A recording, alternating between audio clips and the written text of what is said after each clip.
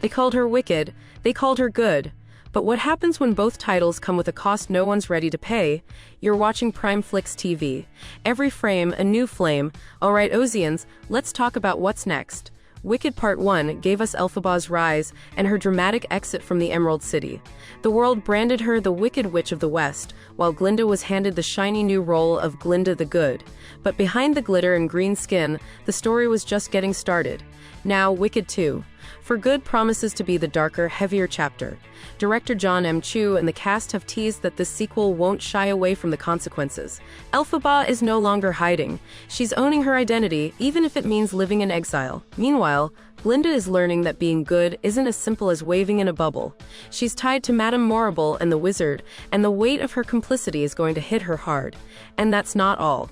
This film finally dives into the origins of Oz's most iconic characters. The Scarecrow, the Tin Man, the Cowardly Lion.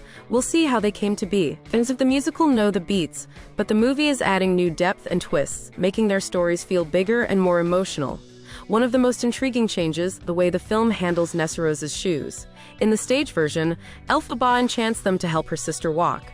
But in the movie, they've reworked this moment to avoid ableist tropes, giving it a more nuanced spin that still keeps the magic alive.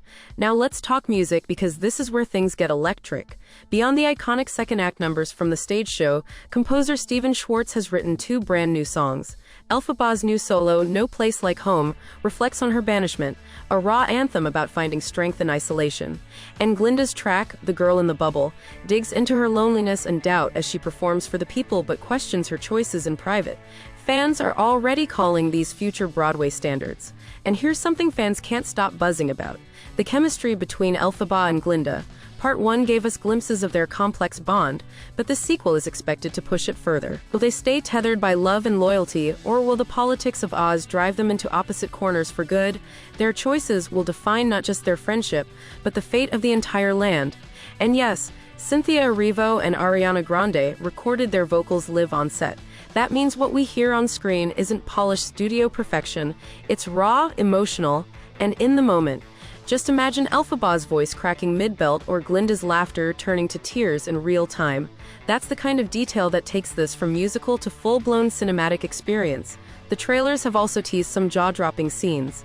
There's a wedding sequence likely tied to Glinda and Fiero's arranged engagement, setting up some messy heartbreak. And whispers say Dorothy Gale's role is bigger this time.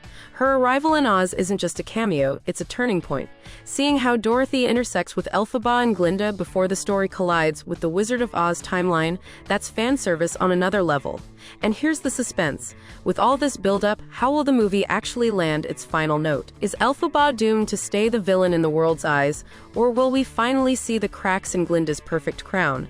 And when Dorothy steps onto the yellow brick road, whose side will the truth really be on? Either way, this isn't just a sequel. Wicked 2, For Good, is shaping up to be a reckoning, a story where identities collide, legends are born, and every label comes with a shadow. And before we wrap, let me leave you with this: good, wicked, hero, villain. Maybe the titles were never the point. When the curtain rises in Oz again, the only thing certain is that nothing will ever be the same.